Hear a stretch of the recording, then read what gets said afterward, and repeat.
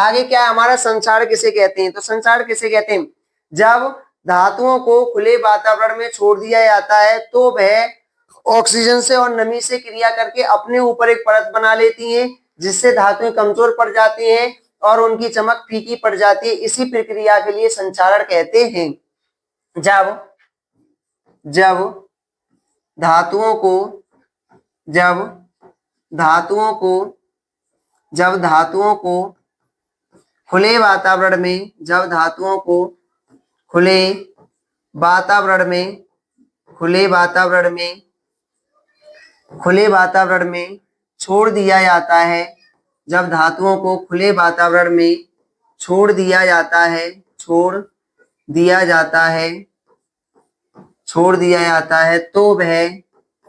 तो वह ऑक्सीजन से ऑक्सीजन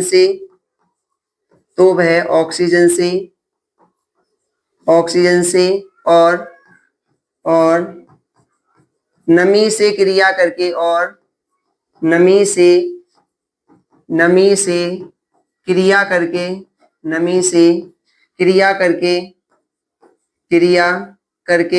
अपने ऊपर एक परत बना लेती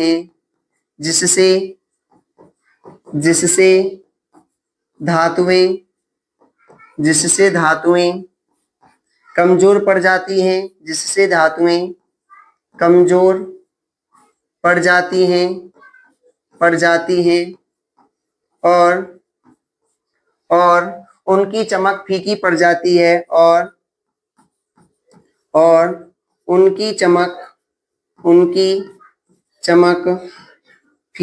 जाती है उनकी चमक फीकी पड़ जाती है। इस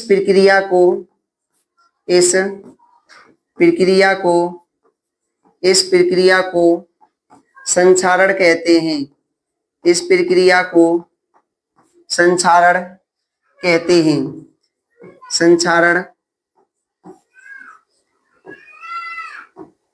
संचारण कहते हैं।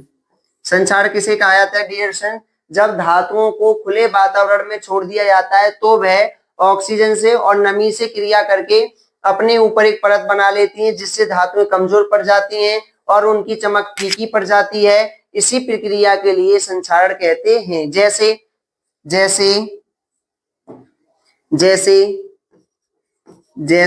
लोहे पर जंग लगना, लोहे पर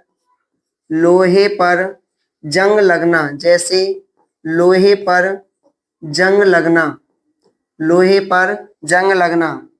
जैसे चांदी पर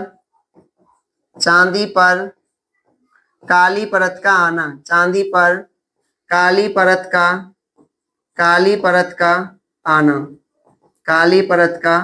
आना। जैसे एक और एग्जांपल ले लेते हैं, पीतल। देखते हैं ना, पीतलों के बर्तनों पर क्या हो जाता है बेटा? पीतल पर हरी परत का आना। पीतल पर कैसी परत आ जाती है? हरी परत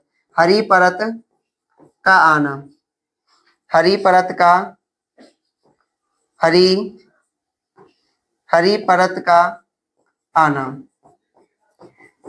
हरी परत का आना।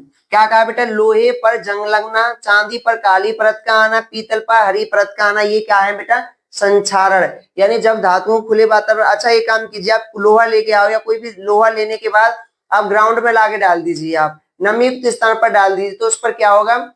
जंग मतलब उस पर नमी से और ऑक्सीजन से क्रिया करके अपने ऊपर एक परत बना लेगा, जिससे धातुएं क्या हो जाएंगी? कमजोर। यानी लोहा क्या हो जाएगा बेटा? कमजोर।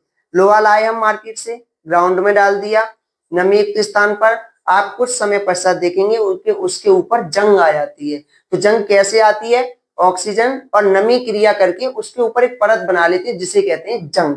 तो जंग से बचने के क्या क्या उपाय हो सकते हैं, समझते हैं। संचारण को रोकने के क्या क्या उपाय हो सकते हैं? तो सबसे पहले संचार को रोकने के निम्न उपाय है। तो सबसे पहले हम क्या ले लेते हैं बेटा? पेंट करके। क्या कर देते हैं? पेंट कर देते हैं। अच्छा, संचार को रोकने के लिए पेंट करते हैं, नहीं करते हैं?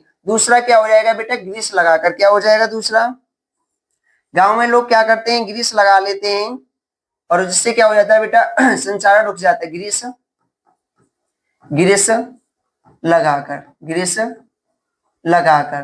क्या एक और कह सकते हैं बेटा, काला तेल लगाकर। क्या होता है बेटा, काला, काला तेल, काला तेल लगाकर। क्या होगा बेटा, काला तेल लगाकर। काला तेल लगाकर भी हम संचारण को रोक सकते हैं।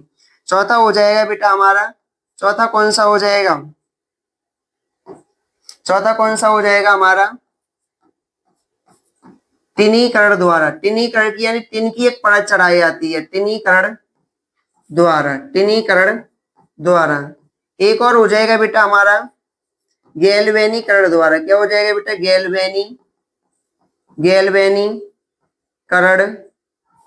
गैल्वेनीकरण द्वारा। क्या हो जाएगा बेटा, गैल्वेनीकरण द्वारा। अब ध्यान से सुन लेना बेटा, एक बात ध्यान से बताओ मुझे, इधर मैं यही लिख देता हूं, नोट करके समझ सकते हैं। लोहे पर, लोहे पर जंग लगने से, जंग लगने से, लोहे पर जंग लगने से, लोहे पर जंग लगने से, लगने से लोहे का, लोहे का भार, लोहे का भार बढ़ता है या घटता है, बढ़ता है या घटता है। बताओ जल्दी से कौन सा होगा, बढ़ता है। नंबर पहला विकल्प क्या हो गया आपका, बढ़ता है। दूसरा हो गया घटता है, घटता है। तीसरा हो गया दोनों, दोनों। और चौथा हो जाएगा बेटा इनमें से कोई नहीं। बताओ कौन सा होगा, जल्दी से बताओ मुझे कमेंट करके। इनमें से कोई नहीं, कोई नहीं, कौन सा सही होगा इसमें से, तो ध्यान से बताओ, जल्दी से बताओ। तो लोहे पर जंग लगने से बेटा लोहे का भार क्या होता है बेटा, बढ़ जाता है। क्या हो जाता है बेटा, इसका भार बढ़ जाता है। कैसे बढ़ जाएगा, जैसे आप बेटा देख सकते हैं ना, ये मेरा पेन है, इस पेन पर अगर मैं किसी की लेयर चढ़ा दूं तो इसका भार बढ़ेगा या घटेगा। तो इसी प्रकार से लोहे पर जब जंग लग जाती है तो उसके ऊपर नमी की और ऑक्सीजन की एक परत चढ़ जाती है, उससे जिससे उसका भार बढ़ जाता है। क्या हो जाता है बेटा, बढ़ जाता है। एक बार नोट करके लिख लीजिए सभी स्टूडेंट्स, नोट कर लो, हेडिंग डालो नोट। क्या लिखोगे नोट में, नोट में लिखो, चलो जल्दी से। विश्व, विश्व में, विश्व में लोहे के, लोहे के कुल उत्पादन का, कुल उत्पादन का, कुल उत्पादन का 15% भाग, 15% भाग जंग लगने से, जंग लगने से, जंग लगने से नष्ट हो जाता है, जंग लगने से नष्ट हो जाता है। कितना भाग परसेंट जंग लगने से नष्ट हो जाता है, बताओ जल्दी से, 15%। याद रखना, ये ऑब्जेक्टिव रूप में भी मिल सकता है आपको, जंग लगने से नष्ट हो जाता है। तो ये समझ गए हम कि पेंट करके और ग्रीस लगाकर, काला तेल लगाकर या टिनीकरण द्वारा या गैल्वेनीकरण द्वारा हम संचारण को रोक सकते हैं। और इस चैप्टर की लास्ट हेडिंग बची है, उसे भी समझ लेते हैं, प्रकृत गंधता, रेंसिडिटी। तो रेंसिडिटी किसे कहा जाता है बेटा, जब तेलीय या वसा युक्त खाद्य सामग्री को लंबे समय तक छोड़ दिया जाता है तो उसके स्वाद में परिवर्तन हो जाता है और उसमें से गंध आने लगती है। इसी प्रक्रिया के लिए रेंसिडिटी कहते हैं। जब, जब वसायुक्त, वसायुक्त, वसायुक्त खाद्य सामग्री को, खाद्य सामग्री को, सामग्री को, सामग्री को लंबे समय तक, लंबे समय तक, लंबे समय तक खुला छोड़ दिया जाता है, लंबे समय तक, चलो ऐसे लिखो, लंबे समय तक छोड़ दिया जाता है, लंबे समय तक, लंबे समय तक छोड़ दिया जाता है, छोड़, छोड़ दिया जाता है, छोड़ दिया जाता है तो तो तो उसका तो उसका तो उसके लिखो बेटा, तो उसके स्वाद में परिवर्तन हो जाता है, तो उसके स्वाद में परिवर्तन हो जाता है, तो उसके स्वाद में परिवर्तन हो जाता है और उसमें से और उसमें से उसमें से गंध आने लगती है, उसमें से गंध आने लगती है, उसमें से गंध आने लगती है। इस प्रक्रिया को रेंसिडिटी कहते हैं। इस प्रक्रिया को रेंसिडिटी कहते हैं। इस प्रक्रिया को विकृतगंधता कहते हैं। जैसे आपने देखे होंगे बेटा, मार्केट से आप चिप्स वगैरह खरीद के लाते हो, तो उसमें चिप्स में क्या होती है बेटा, एक प्रकार की गैस भरी जाती है। उसमें से क्या किया जाता है बेटा, ऑक्सीजन को निकाल लिया जाता है और ऑक्सीजन के स्थान पर किसे भर दिया जाता है बेटा, नाइट्रोजन गैस को। नाइट्रोजन किसका कार्य करती है बेटा, प्रतिरोधक का कार्य करती है, खराब होने से रोकती है। तो समझ गए ना बेटा। यानी विकृतगंधता किसे कहेंगे, जब वसायुक्त खाद्य सामग्री को लंबे समय तक छोड़ दिया जाता है तो वह उसके स्वाद में परिवर्तन हो जाता है और उसमें से गंध आने लगती है। इसी प्रोसेस के लिए विकृतगंधता कहते हैं। तो आपने पूरा चैप्टर समझ लिया है। आइए देख लीजिए शुरू से एक बार क्या क्या पढ़ाया आज, क्या क्या पढ़ाया आपने। यहाँ से स्टार्ट किया हमने पहला चैप्टर रासायनिक अभिक्रियाएं एवं समीकरण। तो सबसे पहले हमने समझा कि रासायनिक अभिक्रिया किसे कहते हैं।